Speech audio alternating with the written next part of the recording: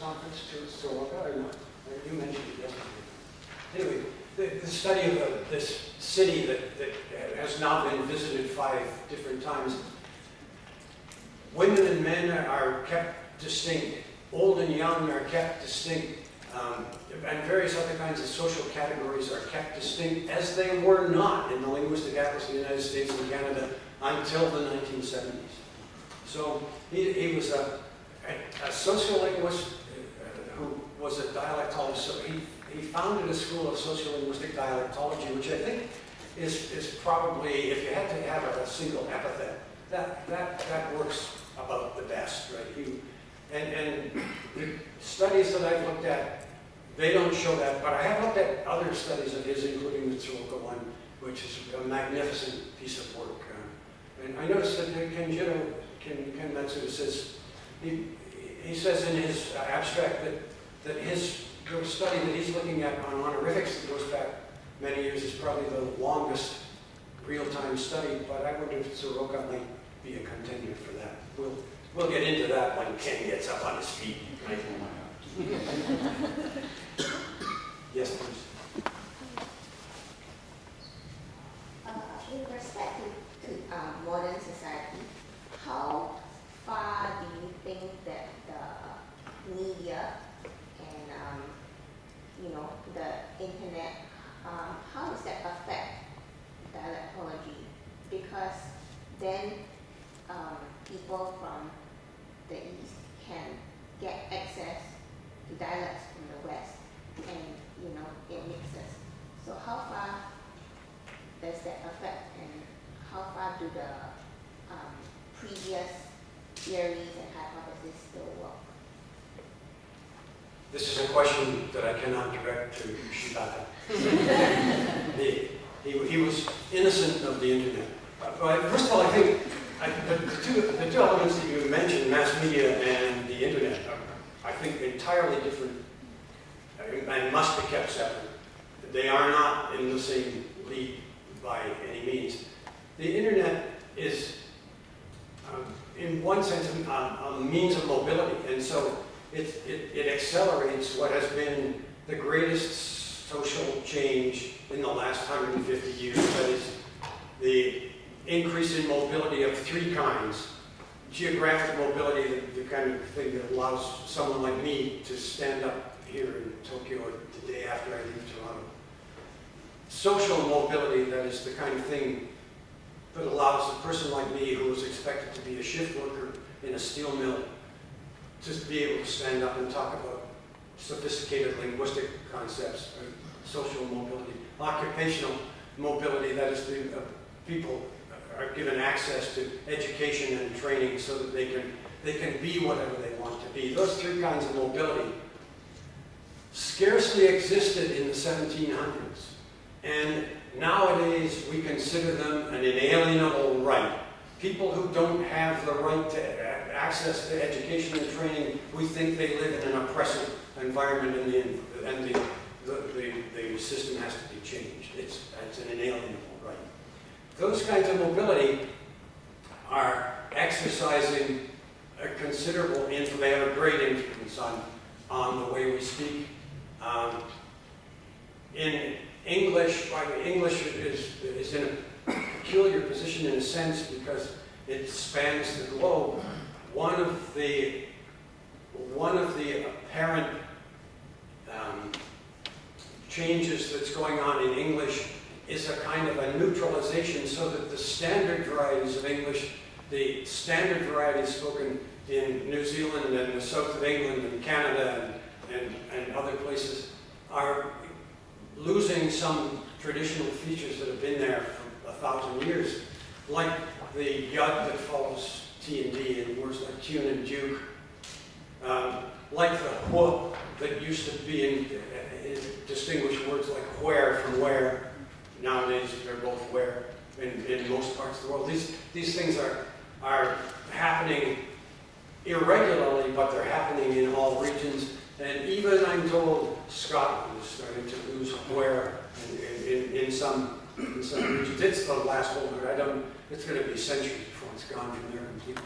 Anyway, and lots of Lots of lexical items are sort of disseminating and being used all over the place. That doesn't mean that we will lose regional accents. There will be regional accents still, and if two business people meet in Hong Kong and they sound a lot alike, one of them will be able to say, I can tell you're from Belfast because you say where instead of where, something like that. I mean, so there are going to be nuances, but that's one of the effects of mobility. The great leveler of accent and dialect and all other kinds of mannerisms, right? What you wear, the way your hair is cut, all those kinds of things is mobility.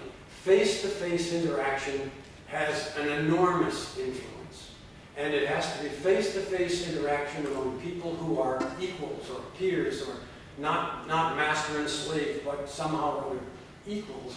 And then there's a chance that what I say may influence the way you speak, or what you say may influence the way I speak, the way you wear your hair. I wish I could wear mine like that. And those sorts of things. But face-to-face interaction among peers. And the social mobility and occupational mobility means that when we meet nowadays, we meet more often as peers than we ever have. We are not separated by class except under extraordinary circumstances. So that's the internet part, and I think I'll leave the other one because it's too controversial. Yeah, Jack, when you were describing the situation in the 1960s, I was wondering, could that happen again? Perhaps that, that a certain line of scholarship is just not known in other parts of the world. I think that has changed also with the internet, I think. You described the situation in the 1960s that in North America you were not really aware of Professor Shibata's work, and I'm from Germany. I think from Europe it was quite the same. We just didn't know. And I think that perhaps has changed now. I think with the internet, I think it is less likely that an important line of scholarship is just not known in other parts of the world. That has changed. Would you agree with that? I agree entirely with that. I think my introduction to Shibata's work, I don't know exactly when it came about, but it certainly came about because I have a good friend in Fumio Inoue, and I have a good friend in Motoe Sawaki, and Junko Hibiya I've known a long time, and so on. And maybe in the 1960s, Fumio was going to be sitting in his closet, and I'm going to be sitting in mine, and we have oceans apart. Yeah, so it was really different. And can I just add perhaps another comment? What I think really, the problem is not so much the communication nowadays, but I've noticed that with my students, in fact, when we actually give them a certain topic, they will search the internet and they will get all sorts of information from different parts of the world. But some of it right. Yeah, some of it is right. But the big shortcoming I've noticed is that very often, in fact, they will only take the most recent information. And I think you've covered that also in your talk, that so they will just look at publications that go back to the year 2000, and they will not look at any publication from the 1960s or 50s.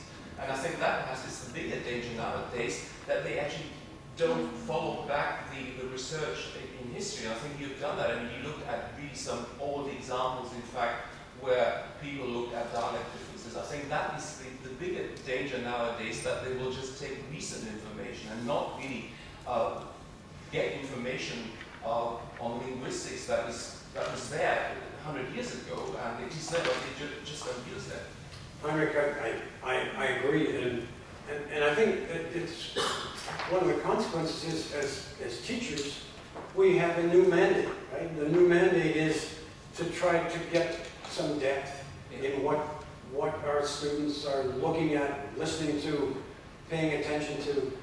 It's up to us to say, here's something that's interesting, here's something that's exciting, here's something that's sexy, and it's from before you were born, even, really. And I think that's part of our job now that wasn't necessarily there before, but definitely now. And I think that's important, and it's important to keep that in mind. our role changes as the world changes, and that's one of the great, great changes that's taking place.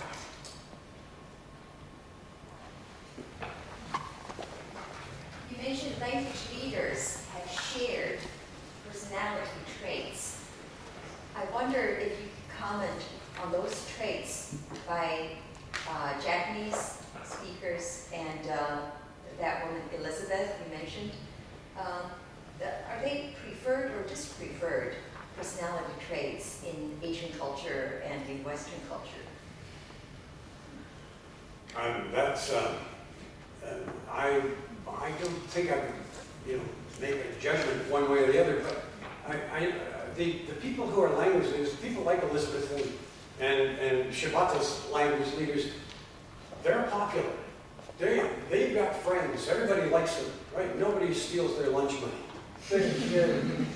They're sort of in the middle of the group, and so they don't stand out in any way. So Kevin Heffernan, who may be in this room right now, he told me that there's a Japanese saying that a nail that sticks up is bound to get banged back down, right? So these people are not nails that stick up. They're part of the mix, but I mean they are popular in all the instances I know of.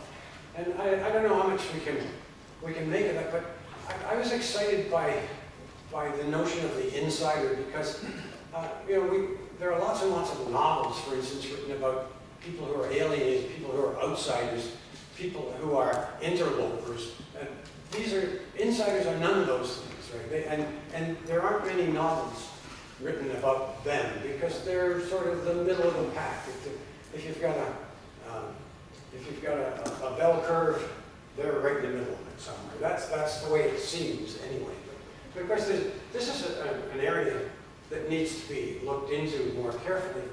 Now in sociolinguistics, we are very, very good at isolating the people who are running ahead of the pack if there's a change in progress.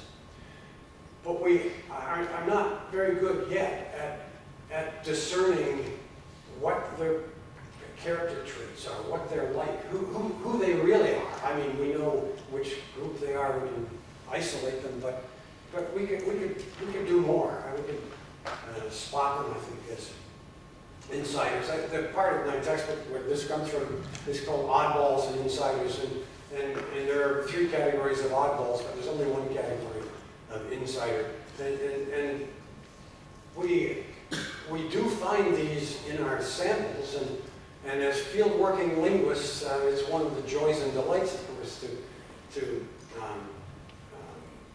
meet people and get to know people and find out who they are and what they're like and so on.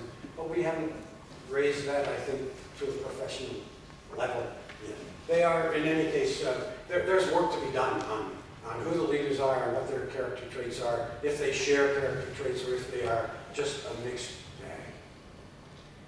If there are no more questions, I'd just like you to take a look at Motoe Sawaki, who's here today, and thank him very much for his questions.